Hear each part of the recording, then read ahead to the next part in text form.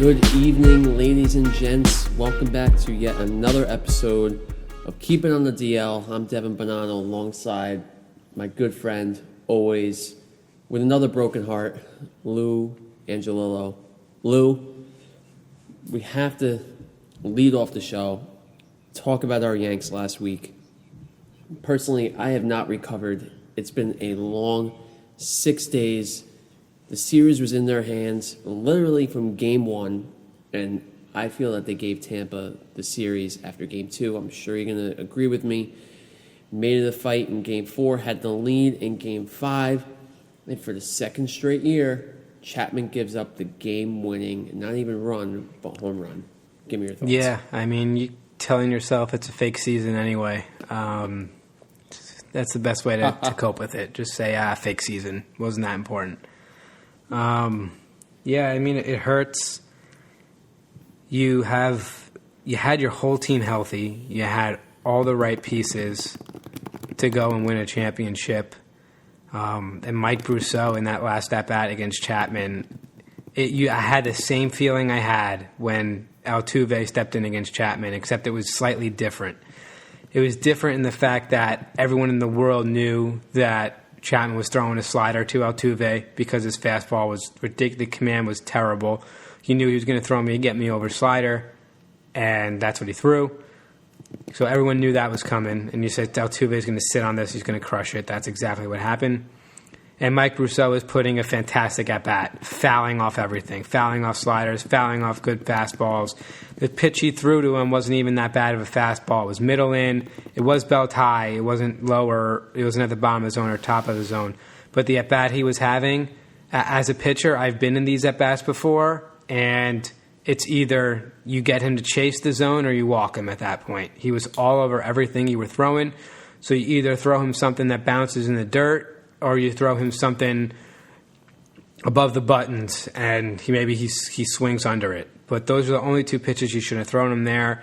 He kept challenging him, and Brousseau completely burned him. I thought that the decision that Chapman made that Boone made to take out Higashioka, to pinch hit Mike Ford, and then to catch Gary Sanchez with Chapman ultimately hurt Chapman, because I don't think he was confident enough to bounce that slider in the dirt with Sanchez behind the plate. Maybe if Higashioka's there, he calls that slider in the dirt.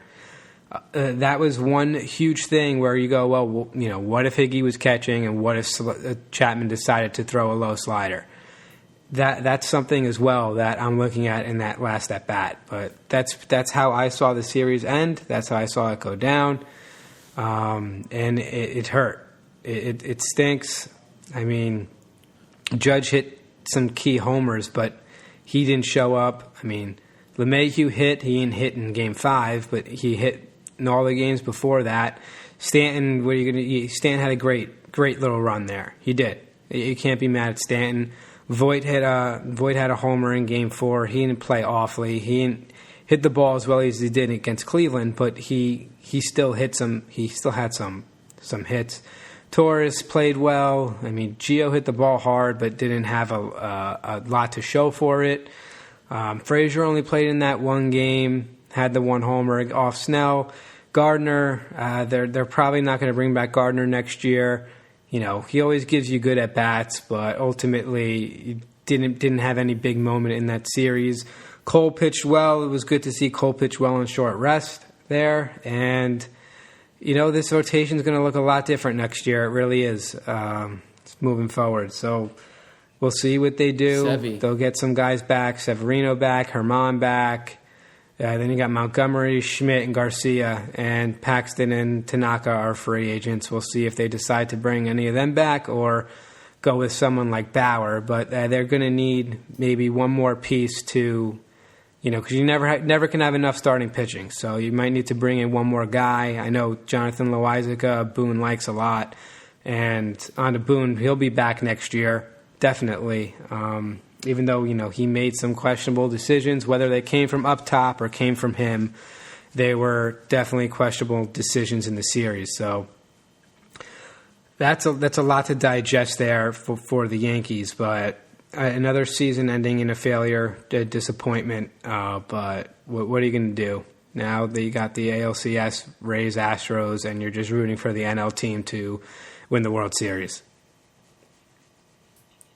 Yeah, I mean, you made a lot of points there, Lou. A lot that I want to comment on, but I won't comment on every single one. It just hurts. I really haven't been the same since Friday. I'll tell you the truth. That loss took a lot out of me because it was in their hands. It was so manageable, literally, to win those games. Pretty much every single game in that series, besides I believe Game 3 was the only one they really got blown out. I guess, right? It was like 8-3 or something. But I just think Boone just lost his series. I think it's as simple as that. And yet again, we couldn't hit with runners in scoring position. We were shooting ourselves in the foot. We could not drive these guys in. But Game 5 was an absolute dogfight. I believe there were only 7 or 8 hits all game, something crazy like that. But I want to talk about that at-bat real quick. In the bottom of the 8th, that eventually led to the game-winning home run. I forget his last name, Lou. Mike How do you Brousseau? pronounce it? Brousseau, right. So Brousseau was battling that entire at-bat, chipping away pitches. I believe it was a 10-pitch at-bat, 9 or 10-pitch at-bat. But I believe the 6th or 7th pitch, it was a 2-2 count or a 1-2 count. And Chapman hung a curveball right on the outside of the plate. It could have gone either way. And the was calling that pitch all night and did not give it to him. Did not give it to him. That could have ended the at-bat and ended the inning right there. Could have gone to the top of the 9th, 1-1, and who knows what would have happened. But instead, he didn't call it, gave him the ball, and obviously the rest is history. So I don't agree with the switching out of Higashioka and putting in Mike Ford, who hadn't had a hit since early September. I don't understand that at all.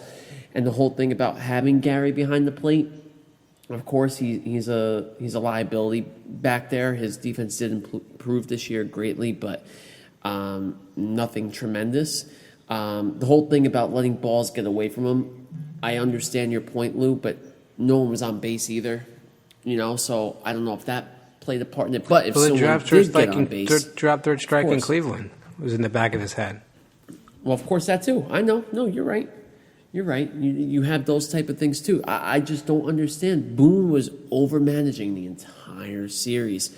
And I think this is going to be his last hurrah if they do not win the whole thing. I think it has to be. You can't be 0 for 4 and not win a World Series, especially in New York, especially with the New York Yankees. You just cannot do that. Hal Steinbrenner gave him the vote of confidence earlier this week, said he is definitely coming back.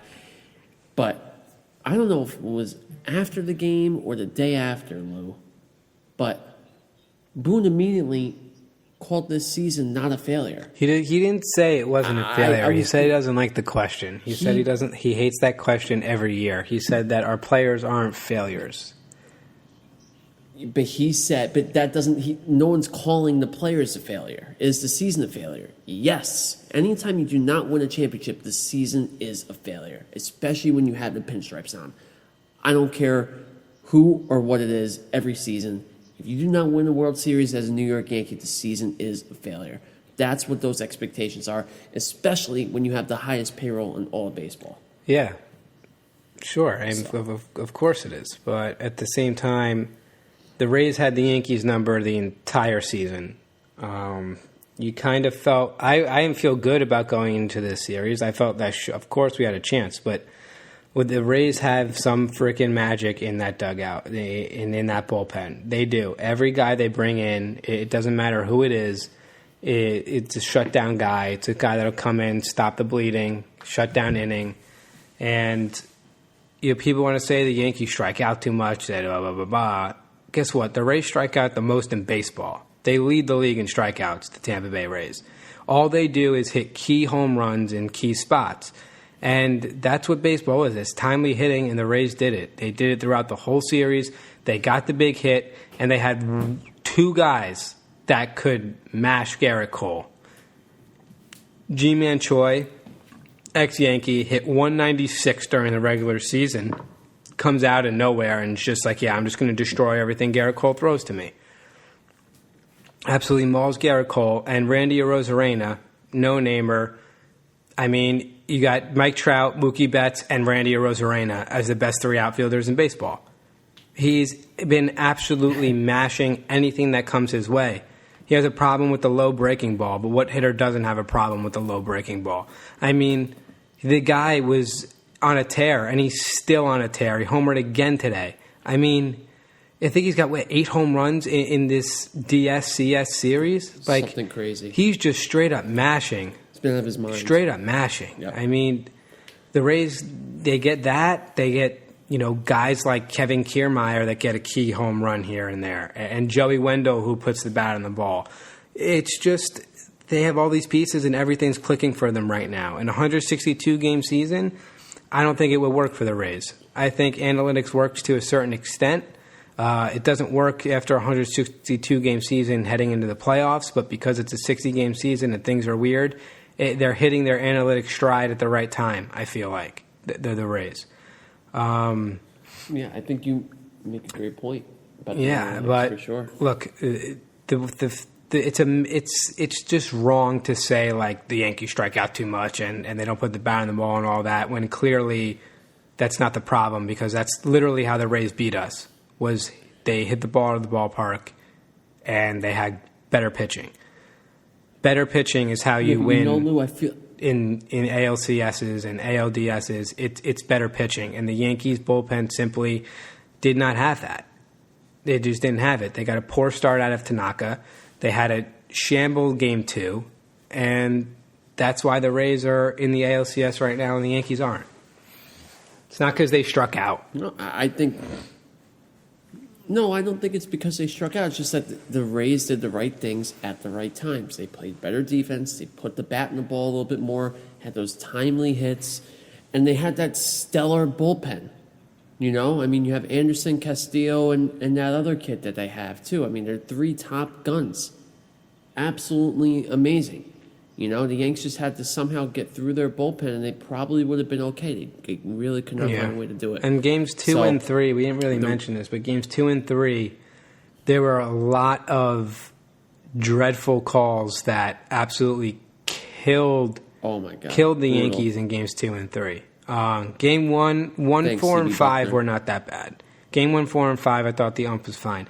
Games 2 and 3, I mean, way more in Game 2. It was throughout the game in Game 2. C.B. Buckner was atrocious. Absolutely atrocious in Game 2. That's why they had 18 strikeouts in that game, because they were called out on horrible strikes, or they were put in 0-2 counts when they should be 2-0 counts. Just a disgusting job by Buckner. The league needs to look at that and find a way to get these umpires out of the game, because that was just an atrocious performance. And then in Game 3, you have the bases loaded with 2 outs, and Luke Voit takes 5 straight balls and then ends up grounding out on strike 1. Just that killed the rally. And then in the next inning, you have a strike him out, throw him out double play that he calls a ball, and it leads to a Kevin Kiermaier 3-run homer. So that is a 4-run swing. That's a 4-run swing in a half inning. That is strictly on the umpire. 4-run swing. Yeah. Just awful. And you hate to blame it on Game the umps. Game 2 and 3 are just you had opportunities, but man, did the umps not help you? They're not even supposed to help you. They're supposed to just be right, and they messed up big time in games 2 and 3. They weren't right in games 2 and 3. I hate complaining about umpires more than anything in the world, and it sounds like you do too. But like I said, they're there to help. The strike zone, it's a matter of fact, it was brutal. It was extremely bad for the Yanks. The guys were taking pitches that were supposed to be balls but were strikes, and it was an inconsistent zone all throughout the Yanks, all throughout the night for the Yanks. And I believe that led to their demise for sure. I think after Game 2, I think everybody would Definitely agree with that. So, obviously, eventually the Rays did move on and did face the Astros, or are facing the Astros now. The Rays did have a 3-0 series lead going into last night where they lost 3-1 going into tonight. And, of course, Carlos Correa, of all people, hits a walk-off homer in the bottom of the ninth to send it to Game 6. So now we got a series here between the Astros and Rays. Two teams that, unfortunately, Yankees fans need to watch play each other. But, I mean, Houston, I just don't see Tampa dropping 4 in a row. I don't think they dropped 4 in a row during the regular season all year. I think that they're good. They're going to win this within the next 2 days. They just are. They're going to have Morton. I think Snell's going tomorrow. Morton the next day, and Glass now if you need them in. Just 2 more games left, right? So you got Snell tomorrow. Snell and Morton are ready to go, and you probably have Glass now for Saturday too. But I think the Rays will ultimately be fine. Their bullpen has been preparing for this, and you got a lot of rookies over there in Houston. But it helps that they're facing a lineup that's not deadly. The Rays lineup, let's face it, it's not good.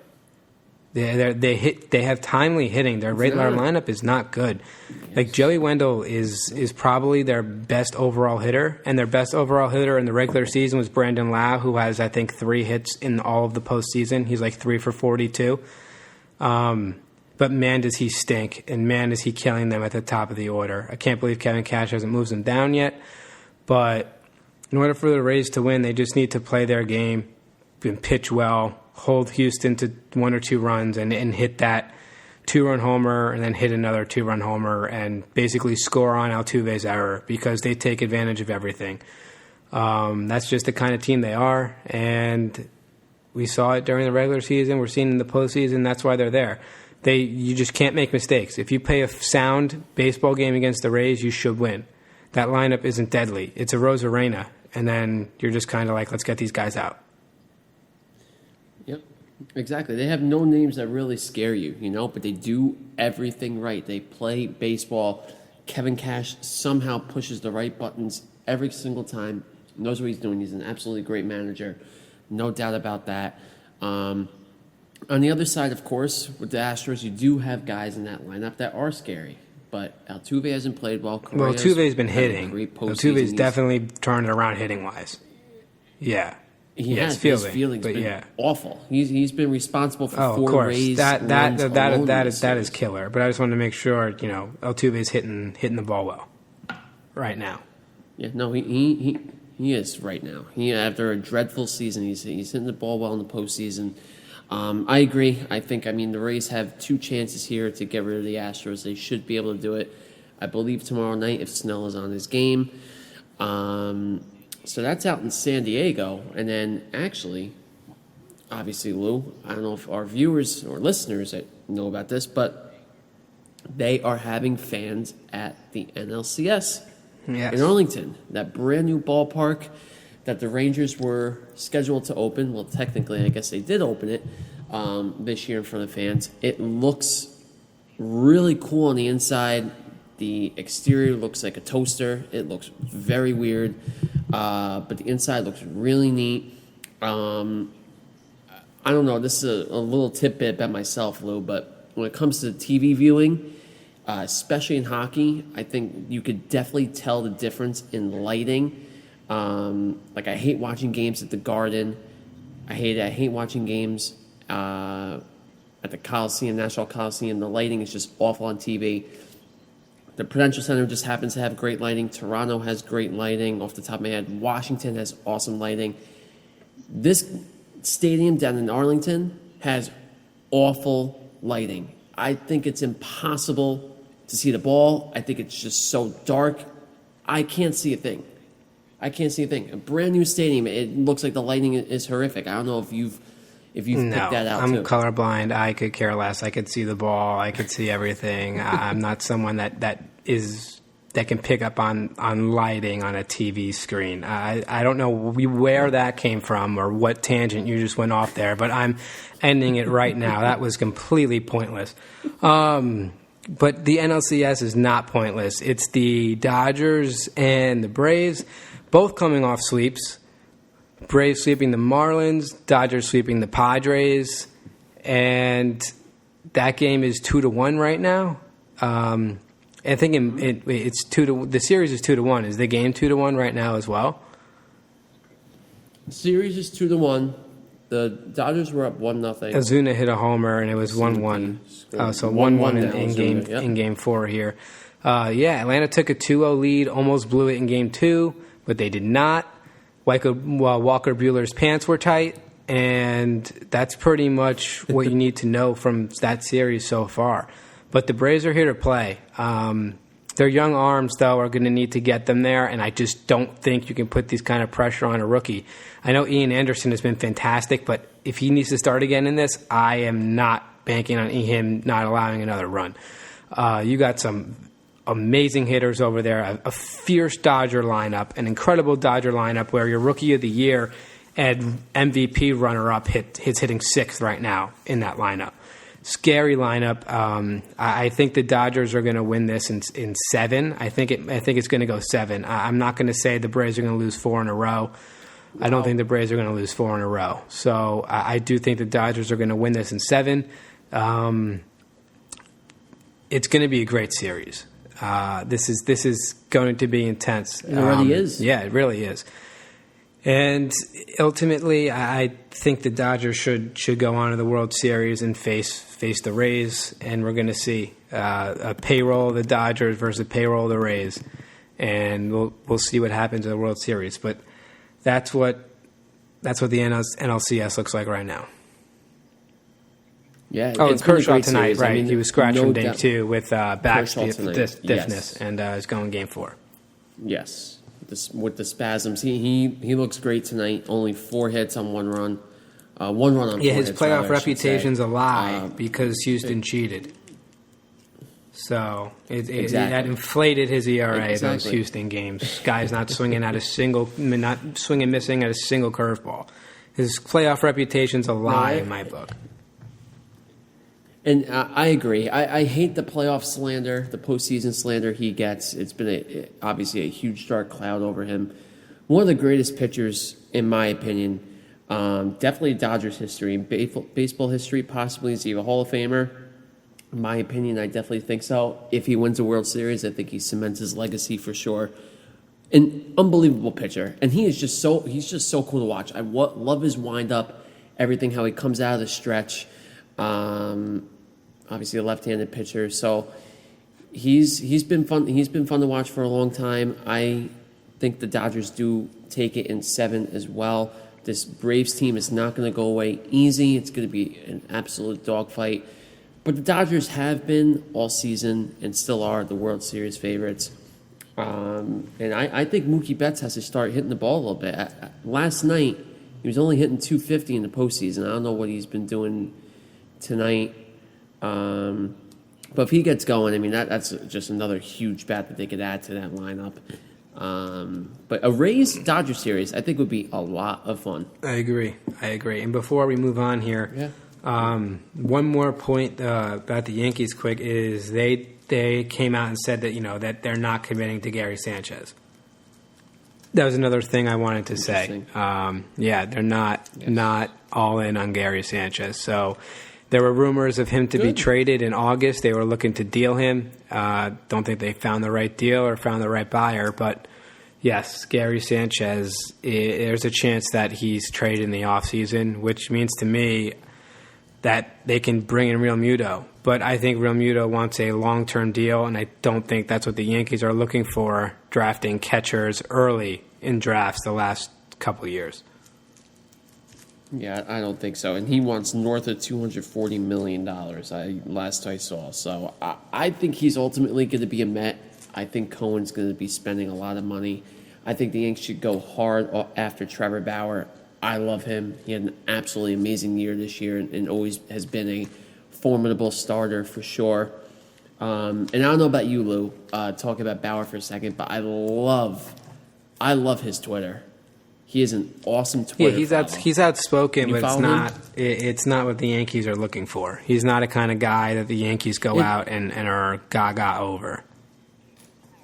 Absolutely not, and that's what scares me because I really want the Yankees to go after him. But he's a lot of fun on there, poking fun, saying, the Yankees need some starting pitching. I wonder He's who a lot can of help fun out. because He does it with every team. He does try to promote the game more than anyone in baseball, and that's what I love and respect about him is that he does try and do that. Yes. But sometimes it goes too far. Yes. Yeah, he does not. He's not a Yankee in that sense. How he's that outspoken on social media really does not go well with how they represent themselves as a whole. Maybe he changes if he really wants to go to New York. We will see.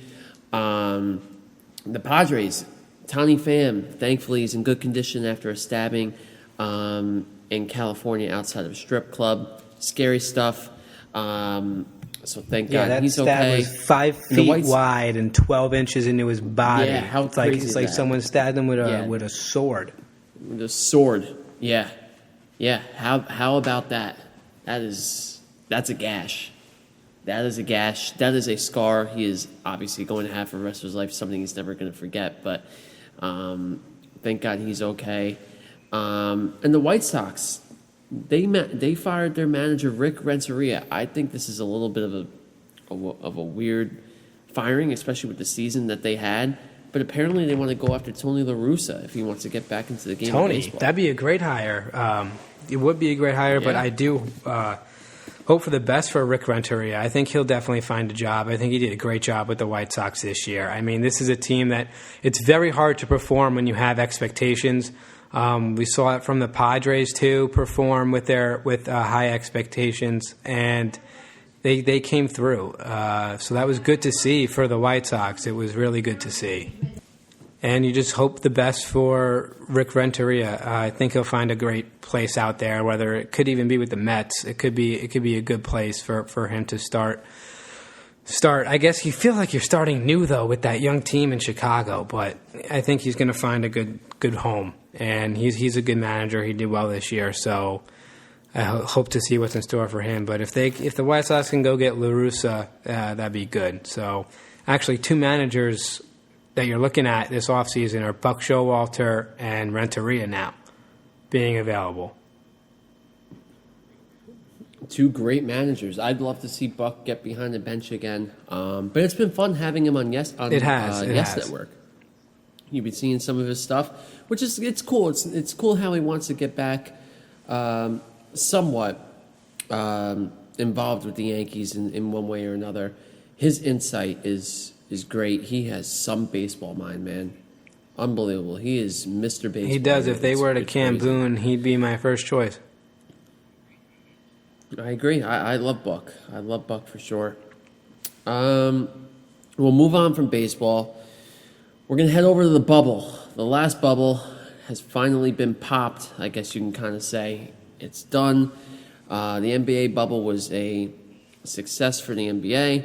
Down in Orlando, down at the Wide World of Sports at Disney World, with the Lakers bringing home a championship. The only reason why I'm okay with it is, of course, for Kobe. It's what Kobe would have wanted. The script was written from the moment that he obviously passed away. You knew the Lakers were going to come and win the whole thing. I just hate LeBron winning another ring. I can't stand it. But he does. He wins his fourth ring, his first with the Lakers. So tell me first with the Lakers. 4 championships now, 4 MVPs, although I don't think he deserved this one. I would have gave it to Anthony Davis. I thought Anthony Davis played unreal, offensively, defensively, just a great series by Anthony Davis. I'm not saying LeBron stunk, but Anthony Davis played extremely well. But MVP, who cares, really? For all time, you're looking at that mattering. But yeah, the Lakers went on to win. The Heat were they got hit with injuries. Dragic was basically playing on one foot in Game 6. Adebayo's shoulder was killing him. But you needed those performances out of Jimmy Butler if you were going to win. Those 40-point triple-doubles, 40 game those points. 35-point triple-doubles. You needed those points, that production from Jimmy Butler for the Heat to have any chance in this series, and he can't do that night in and night out. Butler, he's a great player, but he's not at that level yet where he can give you that, at any point in time. So, LeBron and AD, who, in my opinion, I mean, you basically have two of the top 3 basketball players in the world on the same team. You really do. And the Lakers are going to be tough to beat. Crazy to think about. And it gives me an even bigger reason to root for the Warriors again next season. Yeah, I agree. I definitely agree. If there's one thing to take out of this bubble, at least for me, especially in the NBA playoffs, is that the Miami Heat are for real. They have a great squad, obviously a great coach. Jimmy Butler is a superstar. Tyler Hero is a great young player coming up in the ranks. Adebayo is great. Dragic, like you said, they got a bunch of great pieces. And supposedly they're going to be the front runners for Giannis possibly in 2021 next summer. So we'll see they add one more piece that. like that to complement Butler, and they're going to be real good. And here are the Knicks being the front runners for Rajon Rondo. Of course. But yeah, Rondo too, man. Rondo, I mean, the guy's old. You can say he's old, but the guy still knows how to run a basketball offense and dish the ball and all that. He's still good. Yeah, he definitely can. He's a great veteran presence for sure. I believe this is his second title. Obviously, he won back in 2008 with the Celtics. And number 2 for Rondo. year Also with number 2 for Lakers. JaVale 2 McGee for- and Quinn Cook. Yes. Very good, Lou. Very good. Sticking with the NBA, not too much NBA news as of right now, but the void has been filled. The head coaching vacancy on the other side of Staples Center has been filled by none other than Tyronn Lue. Going over to the Clippers, taking over Doc Rivers' spot, LeBron's former head coach, now going to be coaching against him, but in the same building. I think it's a good hire for the Clippers. He's very well respected, young guy, definitely a player's coach, has been there before, has obviously coached LeBron, so he knows how to coach the superstars in PG and Kawhi. I think Clippers fans are definitely, if they exist, are going to be very excited about this. Yeah, I mean, he's relevant because of LeBron James, but other than that, he's not really relevant. I think look, I'm not going to say I'm in love with this hiring. I give it like a 6.5. I don't. It's very bland. It's very player oriented. That they're not going. Like Tyronn Lue to me isn't a leader. He's not a guy that's going to come out there and tell you exactly what to do. Knows what he wants to do. He's just going to come over there and just be like, "Hey guys, what do you think you want to run today? What kind of offense should we do?" And just kind of go with the flow. How I really think LeBron coached those Cavs teams, but look, he's not a bad candidate, but we'll see what the Clippers do with him. He signed a big deal, 5 years. They're going to have him for. Yeah, big deal. 5 years going right into it, and they're going to be contending against the Lakers in the West. That's for sure. Lakers, Warriors, Clippers next year. Going to be intense. Warriors got Clay back, Steph back. KD's on the Nets too. We'll see what the Nets can do next year. But yeah.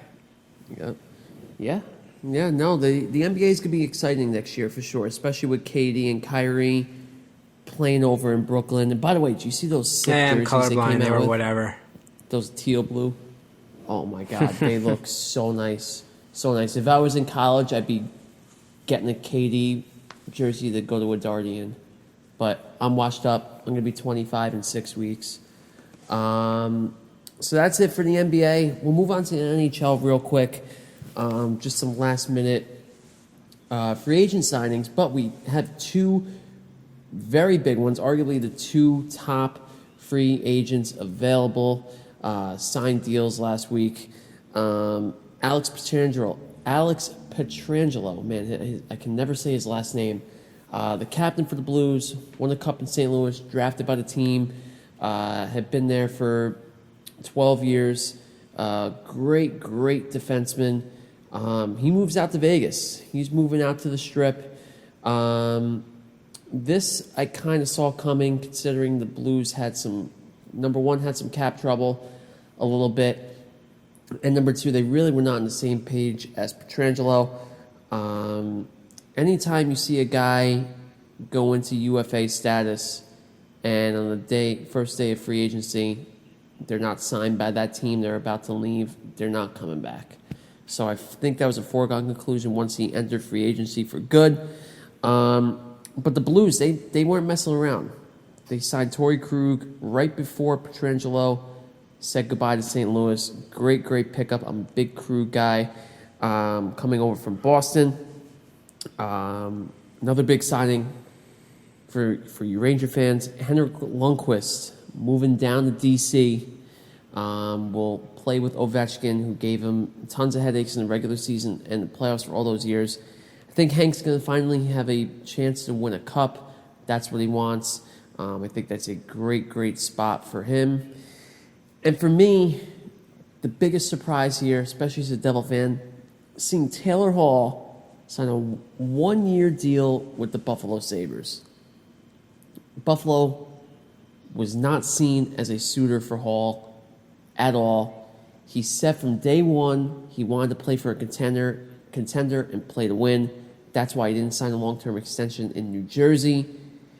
He's going to the team that finished above the Devils in the standings, actually tied with the Devils in the standings this year. I really think that he's really just playing for his next big contract, and he's looking to boost those numbers and playing with Eichel. Personally, he does have a good relationship with the head coach up in Buffalo. I forget his name off the top of my head, but he coached Halsey out in Edmonton his third year in the league, and Hall did bring that up and say that was a big reason why he was going to Buffalo. So whether he stays long-term or not, still not seen. But I think this is just a matter of him just trying to have a great year and cash in on a big contract when he really couldn't have done it this year. So NHL free agency has been pretty wild, to be honest with you. I think we're definitely going to see a few trades here and there with teams trying to get under the cap. No clarity on when the season's going to start. We keep hearing January 1st, but now I just read a few hours ago maybe February 1st with regional divisions, just like the MLB. So we'll see. I'm still shocked with Halsey going up to Buffalo. I think most of the hockey world was. Yeah. You said it. That's your free agency update presented by Devin Bonanno. Yep. Yeah, thanks, Lou. Thank you. I didn't know. You pretty much said it all. The Vegas has got to get to a cup soon. It's weird. They just started, but it's like that window to win a cup. It doesn't last long when you have teams this good. So, the potential can hopefully push Vegas to a cup. And you see Hank signing with the Caps when, hey, the Rangers could be just as good as the Capitals going into next season, depending on, how their young guys play, how Kakko can bounce back in his sophomore year, and Lafreniere can have a good rookie season. So, the Rangers could be just as good as the Capitals are. And, as a Devils fan, you know more about Taylor Hall than me. It kind of surprised me, a one-year deal. I thought this guy would be looking for 6 or 7. But, yeah, going to the Sabres on a one-year contract. And, Torrey Krug, great defenseman, crushed it with the Bruins. And, going to the Blues is, as a not a replacement, they're there for a while. And see what happens with what St. Louis is doing there. Absolutely. Well, we have a lot in this last segment, I think. We'll wrap it up with the NFL. Man, it's been a wild ride, Lou. I'm sure you can agree with me on that. I mean, you have schedules getting mixed and matched. The Jets all of a sudden playing in Miami this week when the game was supposed to be 3 weeks later. All these teams affected by schedule changes due to teams having cancel or postpone games due to COVID. players getting COVID. Now, we'll talk about it in a second, but Le'Veon Bell not going to be able to play on Monday night because he has to wait 5 days until he can join the Chiefs. It's a lot to wrap our mind around, but we'll start off with this. Brand new, I believe starting this week, Lou, you actually told me this early in the week, the NFL is going to do same-day testing for COVID. So that could potentially be a big problem if there are a few teams that have multiple players test positive for the virus on game day. What the heck happens then? But to the NFL's credit, they've done a very good job with the testing, and they've done a great job with changing the schedule around and so on and so forth. Yeah, they've done a good job adapting with it. I think that the players and protocols need to be better, that they don't go out and get this. From the start, I kind of liked the idea that baseball did, keeping them in, one area and not having to fly across country. But, could have done bubbling divisions where you don't travel very far and, you stay in kind of your region there. They could have done that. But, look, they've been adapting on the fly. I thought they've done a decent job at that. But I think their protocols, they need to come down harder. And it's because you need to have a season here. And football's hard to give teams 2 total weeks off here, to give a team, that much time off. And I think you're going to see a week 18 here built in between week 16 and week 17. So they'll play week 16 games, and week 17 games will be pushed to week 18, and then you'll have kind of like a middle range bye week for some players that would play in week 17. But yeah, those are your kind of COVID status here. Is they got to wake up and do things correctly, because we need football right now. Yeah, we definitely need football right now. And once the playoffs are over, once the World Series is over, that is the only sport hopefully, we're going to have. Yeah, and college basketball college in November, but that I'm excited for. Yeah, but still. Love college basketball. Yeah, I know. College basketball is going to be great. It's going to be weird with probably no fans. And you won't have the NBA there at all to interrupt. You're going to have a lot of the college basketball season without the NBA. Anything. Yep. It's going to be quite a show. The NFL is going to have the spotlight as if they don't anyway this time of year. So the same-day testing it's going to be crucial for the NFL in order to stay in front of fans. Yeah, now give us the rundown here of all the side stories this week. Jeez. Well, I mean, here, we'll start off with this. Came out today. Le'Veon Bell is going to be a Kansas City Chief. I guess I will give my 2 cents on this first, considering I am the suffering Jets fan, hiding underneath a paper bag, not wanting to come out. Forget the paper bag. But you need a 10-gallon garbage bag to hide if you're a Jet fan. I need a 20-gallon bag to hide behind. I mean, listen, I've been very outspoken about Adam Gase. It just absolutely blows my mind how this guy has this much control over everything and anything in this organization. I just don't get it. And how this guy is not held accountable. I mean, he's not even giving up play calling duties this Sunday. It's unbelievable. 0-5, you haven't scored more than 13 points in a game, and you're not giving up play calling duties.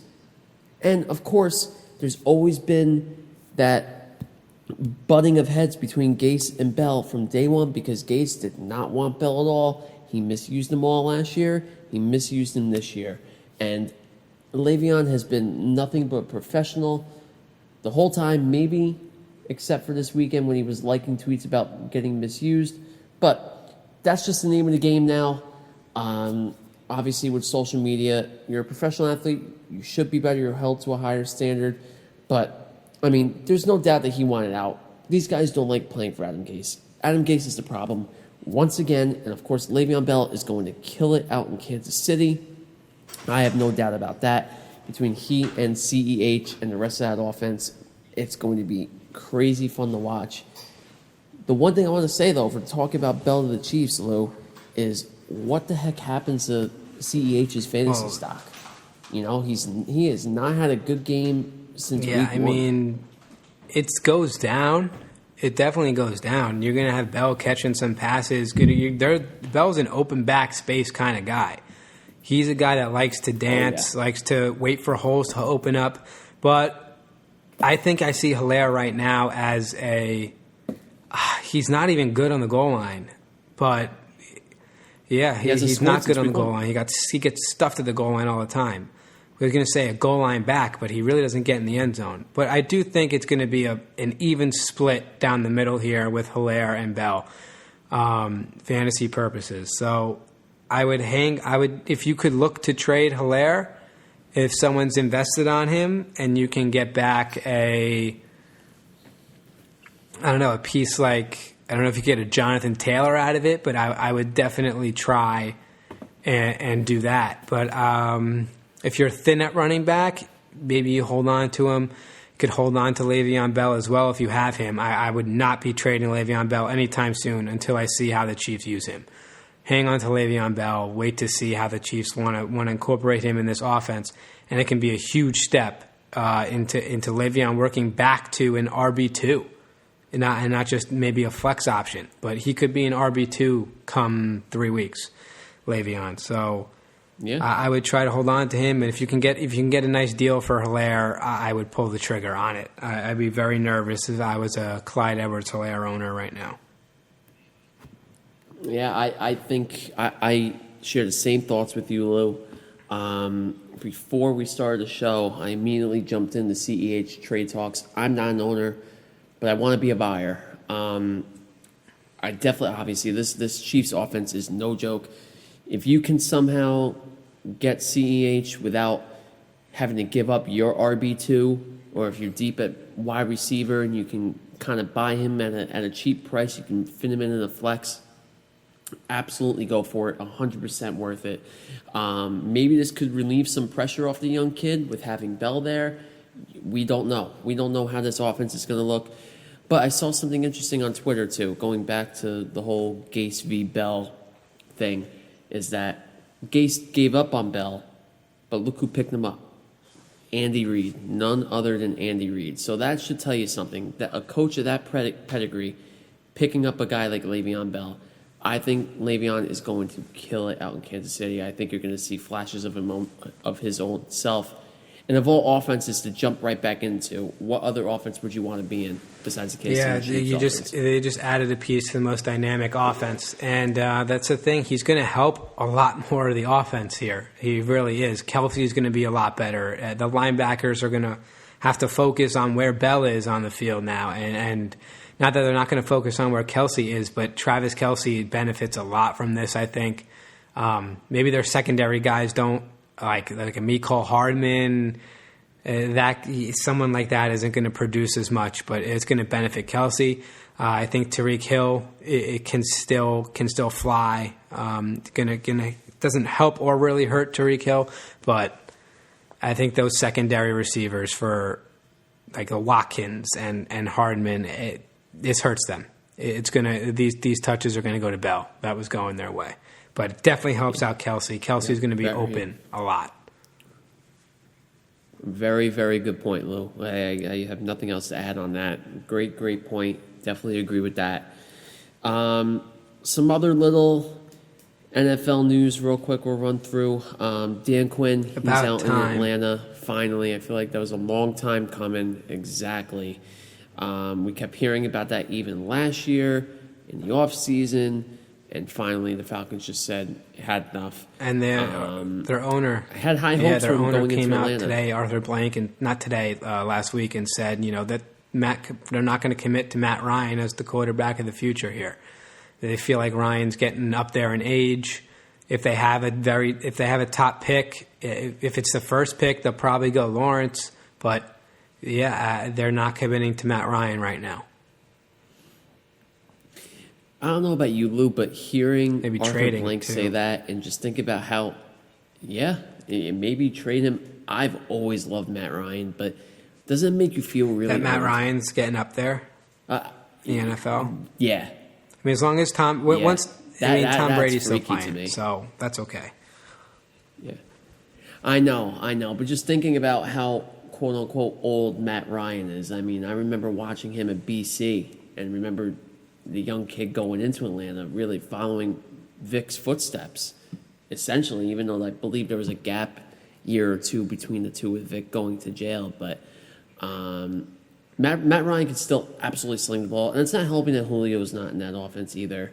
And, of course, Gurley, I don't know what the hell happened to him. He's He's actually playing well. He had 100 yards last week. Yeah, but I mean that was his first 100-yard game, I believe in I think 9 games or so. The first real game for Atlanta. So hopefully he can build up upon that, but he has not done much. But the Falcons are really a train wreck. I think that over in that Vikings-Falcons game is absolutely going to hit, and there might be 1,000 points scored in that game between the two. But yes, Dan Quinn is out in Atlanta. Really, really good feel-good story. How about Alex Smith getting in the game the other day, man? I brought it up last week. I said Alex Smith is a snap away from taking a snap under center here for the Redskins. Definitely a feel-good story. His fans the football team. I'm sorry. The football team. Yes, he got to take a snap for the football team. So that was fun to see. I turned it on. I had to look into it and see what he was doing. He can't be the same shell of a player that he was just because that injury is absolutely gruesome. I think they got Kyle Allen starting on Sunday, so he will not start Alex Smith.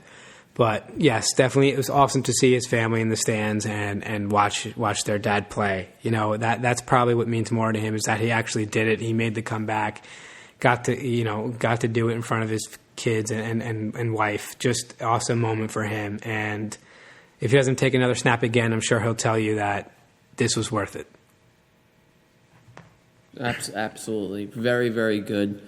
Awesome, actually, seeing him getting into the game, and like you said, with his family in the stands, his kids, and his wife was just so happy for him. I don't know if you saw when they panned to his wife, but his wife could not believe it. And she's been by his side the whole time and been very outspoken about the whole thing, and she's been absolutely great. I guess sticking with nasty injuries, we had another one on Sunday, and to another quarterback and a young superstar in this league who is in a contract year. Dak Prescott. He was rolling out to his left, tried to get that extra yard. I don't know who tackled him on the Giants. Logan Ryan. His ankle was Logan Ryan. Yeah, well, Logan Ryan, he tackled him, and his foot was not normal. I'll leave it at that. I'm sure many of you guys saw the video, but his ankle was just at a 90-degree his ankle looked cracked. It was disgusting. It was a pretty bad injury. Obviously, he'll be out the rest of the year and maybe part of next year. But man, what a brutal thing there for Dak to really have. I mean, the guy's making. He got that franchise tag. He's making, I think, $33 million this year, but doesn't have that long-term deal after this. I still ultimately think that they'll give him one. I still think Dak will get a long-term deal going into next season with the Cowboys. But they have the best backup quarterback in the league in Andy Dalton now. So you got Dalton that's going to start the games for the Cowboys. Maybe you see a little difference in the offense, not in a good way or a bad way, just something that's different. Maybe they're going to need to use Zeke a lot more, get that run game going to see, open things up for Dalton. But a tough loss here for the Cowboys and Dak. They did end up winning the game by 3 over the Giants, which I didn't like to see. But there was a terrible call, just as worse as Dak's injury. Same scale of terribleness. On one of Michael Gallup's catches down the field. I mean, you look at the definition of holding, and that's the picture they show you in the book. Just the arm completely wrapped around the guy's neck. He's reaching for the quarterback, and he can't get there because the guy's holding him. There's just a terrible call on that play, but that was just a underlying storyline of that game. But Dak I hope he gets better. You don't want to see it, but it stinks. And it was through no one's fault. The cornerback didn't make a dirty play, nothing like that. But I think Dak needed to be smarter there. He ran with the football. He got away from one tackle and then decided to be Ezekiel Elliott and take on the corner like he's a running back. And that's what happened to his leg. If that guy, if he just goes directly to the sideline, tries to run out of bounds or slides, he's still playing football next Sunday. But that's why I just think Russell Wilson would never do that. Russ would go right there and slide. Russ would get out of bounds. It was a questionable choice by Dak to take on Logan Ryan and try to just bully him, and you saw what happened there. So it's not a smart thing that Dak did, taking on a corner like that as a quarterback, because you never know when your last play is going to be. And if you have the chance to slide and make sure you have a final play, another play in your offense, you do it. But man, it hurts. Yeah, that definitely sucks. He definitely should have slid. I don't know why he was going for the extra yard. Obviously, I know why he was going for the extra yard, but that's what separates healthy and for lack of a better term, unhealthy quarterbacks right there. You got to learn how to slide. It's such an important part of the game if you're going to be mobile.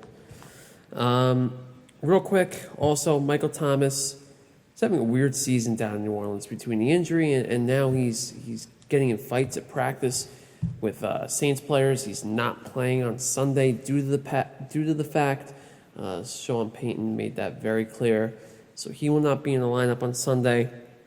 And we got more conduct issues this time with Melvin Gordon out in Denver. Got pulled over for a DUI, so he'll definitely not be playing Sunday in Foxborough.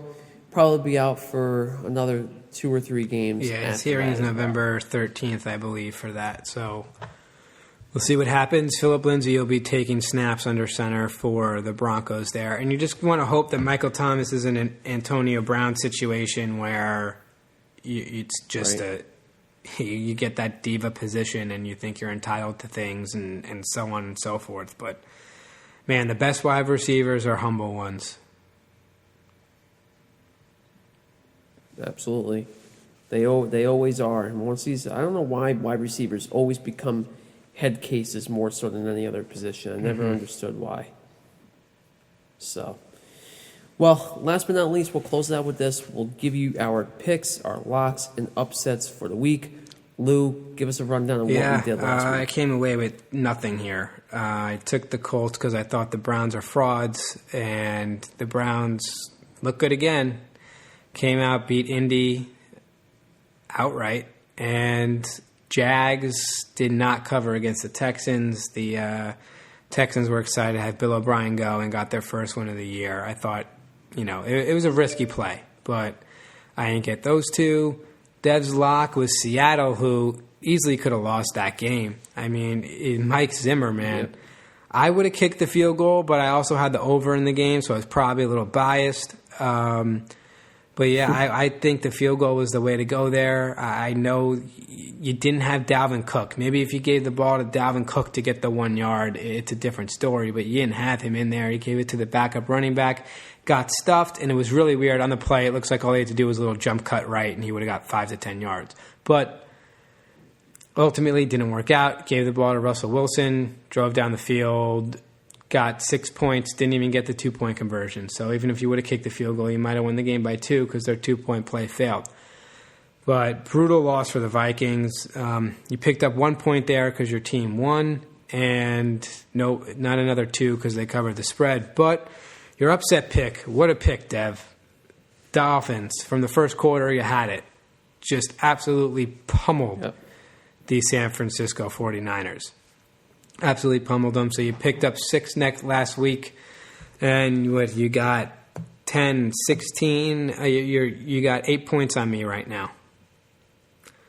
But, yes. It was a big week.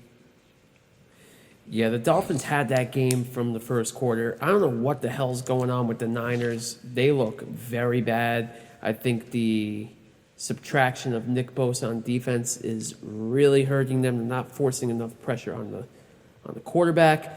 Ryan Fitzpatrick looks like God under center. He threw for over 330 yards last week. He looks unbelievable. I expect another big week from him against the the New York Jets. Panthers. On Sunday, the Pleasantville Panthers. We do wear green and white. We do wear green and white. Oh, so if it's perfect, so they probably just sent them down to Miami. Probably give them a better fight. All right, Lou. So you go first. Give me your locks and your upsets. My lock this week is the Rams -3.5 over a struggling 49ers team. You don't even know who's going to be the quarterback on Sunday. Was Jimmy G even healthy enough to be out there? Going 7 for 17 with 2 interceptions, being benched at halftime for Beathard. Just they're in shambles right now. They're regressing big time, especially on offense. Panic time in San Francisco. I'm going to take the Rams -3.5, and as my upset here, I'm going to take the team that's been winning games by the skin of their teeth. I'm going to take the Bears +2.5 against the Carolina Panthers. I think that the Bears are going to win this one. Carolina's winning 3 in a row. They're going to be faced with a tough defense here, and I think that the Bears are going to come away with a 3 to 7 point win. I like the Bears here getting 2.5. I like both of those picks a lot, Lou. Personally, I've been trying to stay away from that Bears-Panthers game because I think it's an absolute toss-up. But I think the Bears plus money is really valuable there. I really like that pick. And the Rams, too. I think on Sunday Night Football, I think they'll play very well. And their defense, the Rams' defense has been They've been good. Getting a lot of pressure. Been very good. Aaron Donald is having a great year. For me, I think you can go a lot of different directions here. The Jets my upset pick, +9.5. man, I'm thinking about it. Trust me. For my upset pick, I'm tempted.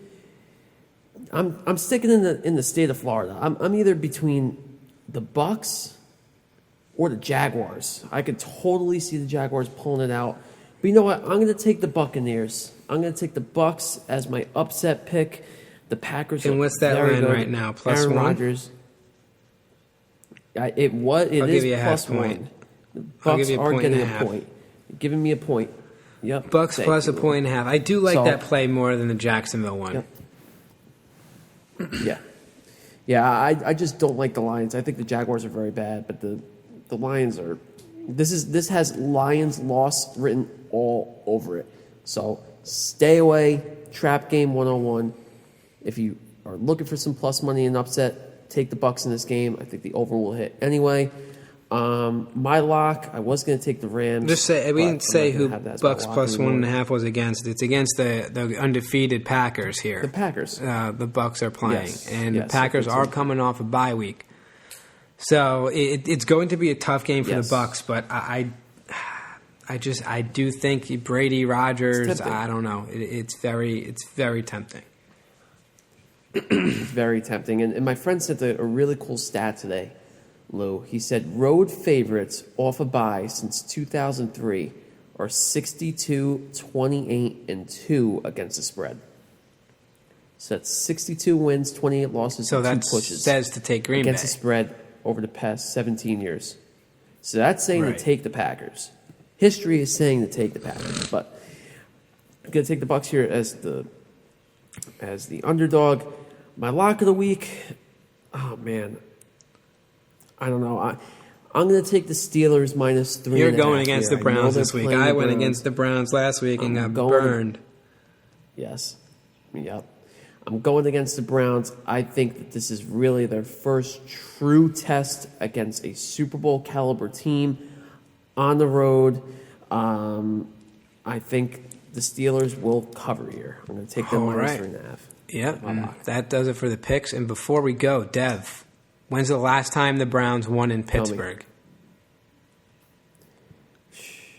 I'm going to say 2003 was the last time the Browns won at Heinz Field. Wow. So they're 0-17 over the past 17 years. Well, 0-16. Crazy. Since they haven't played that this year. Wow, that is a crazy stat. Thanks for that one. I do like the pick, but I was not gonna take go against the Browns again. They're scaring me.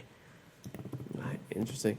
And real quick, the Browns do look very good. Finally, it's about time, but they do have a really good test this week against the Steelers out in Pittsburgh.